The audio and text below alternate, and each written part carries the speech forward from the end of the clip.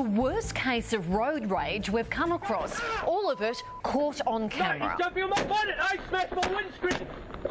So now watch and listen as we ride with an innocent driver who found himself the target of a madman. Neil Dawley reports.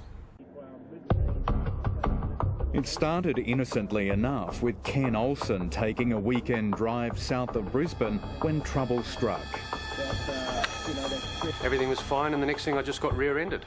I looked up in my rear vision mirror and there's a bloke gesturing and pulling signs at me and going berserk. A camera in Ken's car records what happens next as the driver in the black ute comes into shot, crossing double white lines. At that stage, he just appeared to be coming up beside me so that he could scream at me through the open passenger window. Ken keeps going before the ute appears again, this time on the inside. And he's going berserk at me again, gesturing and pulling signs and things.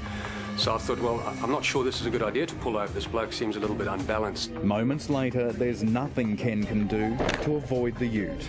He's gone onto the grass verge, pulled over straight in front of me, and then immediately applied his brakes. And I had nowhere to go. I just went straight into the back of him, collided with the back of him. He then jumped out of the passenger door and came running up to my vehicle. So again, I thought, well, he's not coming to talk. He meant business. That's the sound of the man punching Ken's window as he drives off. Well, now I realise that this bloke doesn't want to just stop and exchange details. He's got something against me, and I'm now a little bit nervous, but I'm still thinking, well, hang on, he'll cool down. We'll drive down the road a little, he'll cool down. But things were about to heat up even more as the chase continues along the wrong side of the road and off-road.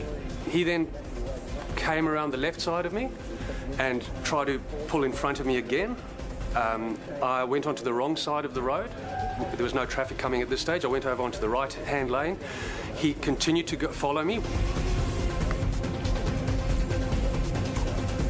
Catching up and ramming Ken's vehicle as the road rules go out the window.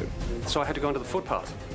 Got onto the footpath, rode along, went over traffic islands with him in pursuit. As I got around the traffic island, he crunched into the side of me. So I had to go onto another footpath to get away from him. Thankfully, there were no people. There's usually people on there on a weekend, walking their dogs, pushing prams, cycling. Trying to escape, Ken narrowly misses this car as he's forced to run a red light. Your call is being connected. Ken just keeps driving and keeps his nerve, calling 000. Yeah, g'day. I've got somebody trying to run me off the road. He's doing it right now. So do you want to speak to the police? Yes, please, quickly. This bloke's chasing me all over it. I then got onto 000 by this stage because now I was in fear of my life. I thought, this bloke's, he's out to get me. He's going to do something to me. The driver is determined to get Ken. Here he comes now.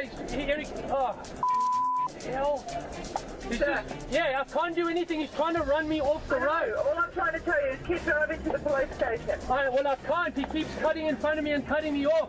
He was continually colliding with me, trying to push me off the road, pulling in front of me, and every time, fortunately, I managed to just make it around him. Ken knows he can't stop because it could prove fatal.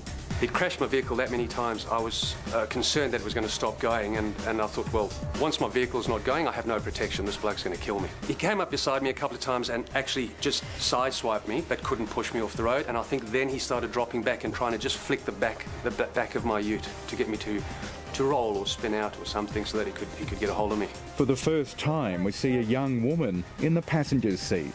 She was gesturing out the window and waving her arms around and screaming. As the minutes pass, Ken relays vital information to the police operator. It's a black Nissan Ute, and it's a four-wheel drive. He's running commentary, including the impact the pursuit's having on other drivers. There's traffic chaos here. No, sorry, I'm just a bit wound up. There's traffic chaos here. He's trying everything he can to run me off the road. He's collided with me. There he goes. He's coming in between me and another vehicle, nearly ran the other vehicle off the road. How has this all started? I have no idea. He was behind me. I put my brakes on. He locked up. Here he comes on the roundabout. The chase continues, but is about to reach a dramatic climax. There, he just collided with me twice. He's pushing me into the barrier. You've got to get someone here. This dude is crazy. Here he goes. Ah! Then the moment Ken thought he was going to No, die. he's jumping on my bonnet. I smashed my windscreen. Can you stop your car? No, because he just jumped. I did stop my car. He jumped on the bonnet. He's just smashed my windscreen and he's fallen off the bonnet. He's lying in the road now. He's lying on the road. Yeah, I'm looking in my rear vision mirror. I've driven off. He's lying in the road. Did you just hit him? No, he was on the bonnet and I tried to get away and he fell off. I Keep didn't. driving then. Don't go back. I'm not going back. Are you crazy? I'm getting miles away. That is absolutely terrifying. Well, I was terrified, that's for sure. He just at full sprint dived onto the bonnet and started punching my windscreen with both fists. And the windscreen was coming closer and closer to my face. And I had the impression he was trying to make a hole in the windscreen so that he could actually reach in and get me, or he could gain access to the cabin. But it wasn't over. Ken still didn't know if he was out of danger, even though the man appeared to be hurt. He jumped off, but he must have got snagged up on my wing mirror.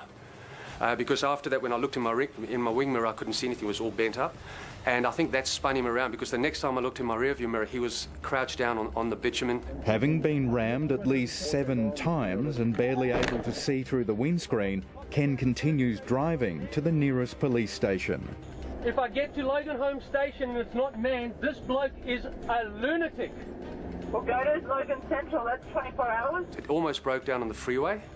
And because 000 had said to me, do not stop, go to the police station. And also, obviously, I didn't want to stop on the freeway because I wasn't sure that he was going to continue pursuing me.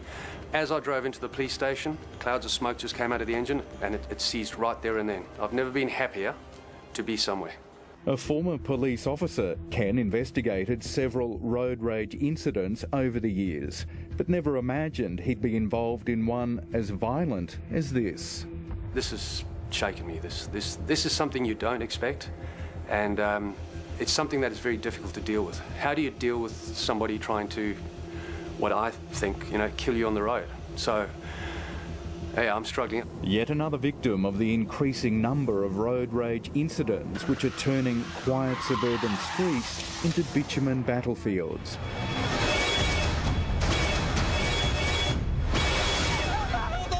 Where angry drivers are lashing out against other road users in sometimes unprovoked attacks like Ken's. I had no choice in this matter. If I had just stuck to the road rules, I wouldn't be here talking to you. At very least, I'd be in hospital right now, I imagine. The driver who terrorised Ken might have been caught on camera, but he's still on the run, despite that damning dashboard vision being given to police.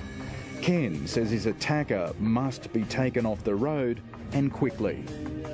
What I'd say to you, young man, is you honestly need to get some help. For you to put so many people's lives in jeopardy is just unfathomable. Amazing vision, isn't it? We've had word that police have now been contacted by the driver of the ute. He's planning to hand himself in tomorrow morning. We'll let you know if he does.